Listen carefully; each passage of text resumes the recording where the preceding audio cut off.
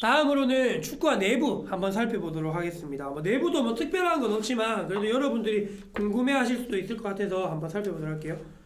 이거 축구화 올 때 이런 거 오잖아요. 발 안에 지지해 주는 거라고 해야 되나? 이게 오잖아요. 근데 이거 괜찮은 것 같아요. 이거 잘 놔두시고 신고 나셔서 관리하실 때 특히 가죽 제품은 이렇게 넣어주시는 거 잊지 마시고, 비 올 때 신으시면 이런 걸 넣으시거나 신문지 같은 거 꼭 넣으셔서 물기 좀 빼시고 말려줘야 된다는 거. 그래야 가죽이 뒤틀림 방지할 수 있으니까 그거 참고하시면 좋을 것 같네요. 네. 축구 좀 치우고 계속해서 보도록 하겠습니다. 내부를 한번 볼 텐데 일단은 인솔은 분리형 인솔입니다. 그래서 인솔은 좀 이따 얘기를 좀 하고요. 내부를 한번 보실게요. 자, 보이시죠? 하이포베놈을 찢었을 때는 안에 있는 실밥이 엉망이었는데 이거는 내부의 실밥은 좀 나름 괜찮은 것 같아요. 하지만 외부의 실밥이 엉망이라는 거 좀 이따 설명할게요. 그래서 FG 스터드라서 중창이 없습니다. 그래서 중간에 보시면 약간 비어있는 느낌 보이시죠? 그래서 저거를 칼로 찢으면 바로 스터드가 나옵니다. 그래서 스터드 이 부분, 요 보이시죠? 척추뼈 같은 이 부분. 그래서 요 부분이 비어있는 거예요. 그래서 안에서 비어있다는 거 아시면 될 것 같고요. 전체적인 안에 소재는 스웨이드인 것 같습니다. 스웨이드라서 미끌림을 좀 잡아주는 느낌? 뒤틀림을 잡아주는 느낌이 있을 것 같고, 이 힐컵 뒷부분은 좀 푹신합니다. 이거 보이시죠? 네, 애기 엉덩이 같다. 맞죠? 요 부분이 푹신해요. 그래서 안에 메모리 폼 같은 게 들어있지 않을까 생각되고요. 이 부분은 이렇게 스웨이드로 되어 있고 메모리 폼을 넣어서 뒤꿈치를 좀 보호해주는 역할, 그리고 뒤틀림을 뒤꿈치 들썩거림을 조금 막아주는 역할, 그런 역할을 좀 할 것 같네요. 네. 그리고는 뭐 특별한 건 없어요. 그냥 전체적으로 스웨이드가 좀 사용되었다는 거, 안에 내부가. 네, 그런 거. 그리고 인솔도 스웨이드입니다. 이 부분이 스웨이드예요. 스웨이드.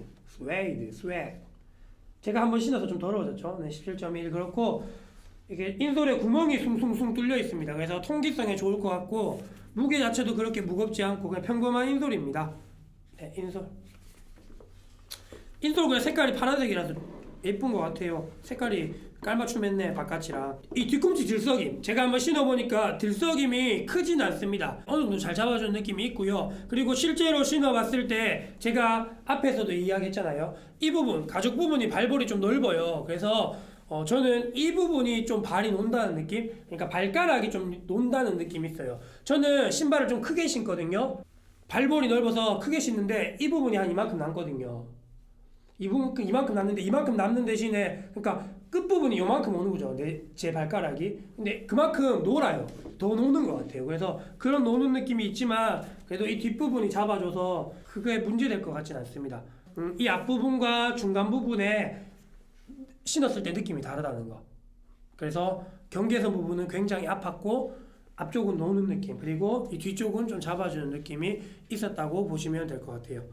그래도 뭐 착화감이 막 그렇게 나쁘진 않았던 것 같아요. 뭐 사실 저는 베이퍼 11, 얼마 전 리뷰했던 베이퍼 11이 너무 마음에 들어서 발볼이 넓음에도 불구하고 그 발볼 좁은 축구화가 마음에 들었거든요.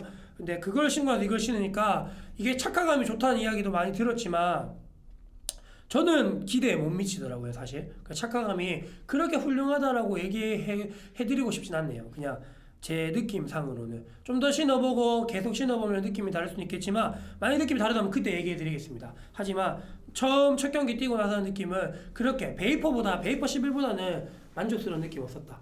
그리고 힐 카운트 한번 보겠습니다. 힐 카운트는 보시면 좀 높은 편이에요. 이 부분이 좀 높아요. 그래서 이 높은 거 불편하시는 분들은 좀 불편하실 수도 있는데 저는 뭐 크게 다름을 못 느꼈습니다. 높고 낮음을 크게 못 느꼈어요. 대신 이 부분, 네, 힐 카운트의 옆부분은 굉장히 깊게 파져 있습니다. 다른 축구화에 비해서 깊게 파져 있어요. 좀 쑥 들어가 있죠. 그래서 약간 미끄럼틀처럼 쑥 내려가 있죠. 그래서 이 부분이 복사뼈라고 하죠. 복사뼈가 닿는 부위인데 에이스 16.1 제가 가지고 있는데 그걸 신었을 때는 이 복사뼈 부분이 닿더라고요. 그래서 굉장히 아팠어요. 굉장히 불편하고. 근데 이거는 그거보다 더 낫습니다. 16.1보다. 그래서 불편한 게 하나도 없었어요. 이거 되게 좋았습니다. 그리고 아웃솔 한번 보도록 할게요. 아웃솔은 에이스 16부터 사용했던 스프린트 프레임 2.0입니다. 스프린트 프레임이라는 거는 아디다스가 개발한 아웃솔의 형태인데 스프린트 프레임 1.0 그러니까 아디제로 초창기 때 제가 굉장히 마음에 들었었거든요. 아디제로가 굉장히 가벼웠잖아요. 그래서 가볍고 그리고 내구성도 좋고 그래서 굉장히 스프린트 프레임이 잘 만든 아웃솔이구나 생각했었는데 그걸 업그레이드해서 16에 넣은 게 스프린트 프레임 2.0입니다. 근데 17에서도 그 2.0을 사용했습니다. 왜 사용했을까요? 특별히 뭐 나쁜 게 없으니까 계속해서 좋을 것 같다는 판단이 있었으니까 계속 사용했겠죠. 그래서 17에서도 동일하게 스프린트 프레임 2.0 사용했고요. 이렇게 힐컵에 보시면 스프린트 프레임이라고 적혀 있습니다. 적혀 있죠? 네, 그렇게 적혀 있고 원형 스터드입니다. 11개, 총 11개가 사용됐고 원형 스터드가 접지력은 막 이렇게 좋지 않잖아요. 근데 생각보다 접지력이 좋았습니다. 생각보다. 그래서 의외로 접지력이 좋은데 면적이 이제 원형 스터드다 보니까 육각형이나 블레이드 스터드만큼 접지력이 좋진 않은데 그래도 이게 생각보다는 인조잔디에서 잘 좋더라고. 왜냐면 스터드 높이가 일단 낮아요. 낮기 때문에 좀 더 안정감이 있는 것도 이유 중에 하나인 것 같습니다. 그래서 아웃솔이 굉장히 가볍고 내구성도 좋다는 거는 충분히 아실 거고 그리고 접지력도 생각보다 괜찮다는 거. 스터드 높이가 16.1의 FGAG 겸용 스터드 그거랑 비슷한 높이인 것 같아요. 그래서 16.1을 보시면 이제 FGAG가 섞여 있잖아요. 그래서 낮은 스터드와 높은 스터드가 있는데 그 높은 스터드보다 조금 더 높은 것 같아요. 많이 높잖아요. 그래서 제가 주로 차는 구장은 인조잔디가 좀 좋은 상태가 좋거든요. 그래서 거기서 신어보니까 마치 AG 스터드를 신고 있는 느낌, 터프화를 신고 있는 느낌이 들었어요. 쑥 들어가더라고요. 그래서 불편함이 전혀 없었습니다. 그래서 프라임즈도 동일한 아웃솔을 사용했기 때문에 그거는 참고하시면 될 것 같아요. 그래서 축구 구매하실 때 스터드 굉장히 신경 많이 쓰시잖아요. 그래서 FG 스터드도 충분히 가능하다는 거 그거 아시면 될 것 같습니다. 네. 뭐 집중 좀 해라. 네, 라이징 스타 이 실장과 함께하고 계십니다. 네, 디발라 시그니처 요거 되게 멋있는 것 같아요. 이게 옛날에 이제 고대 검투사 이런 사람을 상징했다는 것 같은데 되게 멋있는 것 같아요. 요거. 이 실장의 시그니처 모델을 하나 개발해야 되지 않나 싶습니다. 이 축구화, 그러니까 이 색상을 퓨어 컨트롤을 웨질 선수가 신었습니다. 지금은 이제 터보 차지팩 신었지만 그 전에 이 색상 퓨어 컨트롤을 신더라고요. 그래서 그걸 보고 제가 이걸 구매했었는데 똑같은 퓨어 컨트롤 아니지만 이걸 구매했었는데 색깔이 저가 굉장히 예쁜 것 같아요. 그래서 블루 블라스트 팩은 두 가지 색깔이지만 저는 이 색상이 좀 마음에 들어요. 약간 우먼스 같은 색상이고 예뻐서 제가 이 색상을 산 이유도 있습니다. 그래서 굉장히 색상이 너무 마음에 드는 것 같아요. 완전 취향 저격. 이 축구화 구매하시려는 분들은 이 색상 구매하시면 좋을 것 같아요. 이 색상이 세일하고 사이즈도 푸닥스에 여유가 좀 있거든요. 그래서 푸닥스에서 구매하시면 저랑 비슷한 가격에 배송비까지 다 해서 한 17만 원 정도 구매하실 수 있으니까 구매하시면 될 것 같아요. 구매 방법은 이실장에 간다. 영상 참고하시면 됩니다.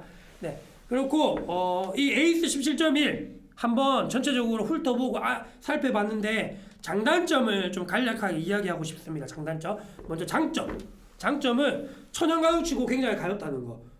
209g, 200g 초반이면 하이퍼베너 3 DF가 200g이었잖아요. 그러니까 한 10g 정도밖에 차이 안 나요. 10g은 크게 이렇게 체감할 정도의 무게가 아니잖아요. 그러니까 200g 초반대라고 보시면 하이퍼베너 3 DF랑 비슷하다고 생각하시면 천연가죽 축구지만 굉장히 가벼운 거. 그거 좀 장점으로 생각할 수 있을 것 같고요. 그리고 스터드 높이가 낮아서 인조잔디에서 무리 없겠다는 점. 하이퍼베놈이나 나이키의 제품 아니면 글로로가 의외로 스터드가 높았거든요. 근데 이 제품은 그런 제품보다 스터드가 낮습니다. 그래서 인조잔디에서 신기에는 이게 오히려 더 편하실 거예요. 프라이니트도 마찬가지고요. 동일한 아웃솔이니까. 그래서 그게 장점으로 볼 수 있고 단점은 마감이 안 좋다는 거. 실밥 스티치가 좀 엉망이에요. 제가 보여드릴게요. 있었는데 여기 이게 마감을 하려고 매듭을 지으려고 이렇게 했는지 여기 보이시죠? 이게 되게 엉망이에요. 보시면 이런 식으로. 네, 이게 한 땀 한 땀 수제로 만드나? 대량으로 찍어내니까 기계로 알겠죠? 기계로 하는데 이게 그래도 잘 못 만들었나 봐요. 되게 스티치가 별로인 것 같아요. 그리고 옆에 이거 떼터서 그런데. 그리고 아코 베이퍼 11에서 제가 그렇게 자랑했던 아코 덥댐 이 에이스 17.1에는 없습니다. 아쉬워요. 그래서 땅 많이 차시는 분들, 코발 많이 쓰시는 분들은 아포 금방 벌어질 것 같아요. 그래서 이렇게 신기 전에 실착하시기 전에 아코덥댐, 그러니까 뭐 축구가 소소한데 많잖아요. 그런 데서 아코덥댐 하셔도 괜찮을 것 같아요. 그게 비용이 2~3만 원이면 할걸요. 그래서 아코덥댐 우레탄으로, 투명한 우레탄으로. 이 실장이 추천한다. 1. 칼라가 있는 프라임니트가 불편하신 분.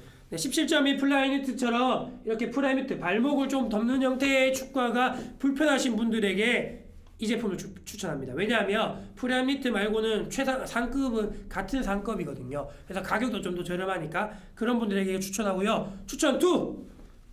가벼운 가죽 축구화를 찾으시는 분. 그러니까 완전한 클래식한 축구화, 뭐 글로로, 코파 이런 거 말고 그냥 천연 가죽만 사용됐으면 됐다.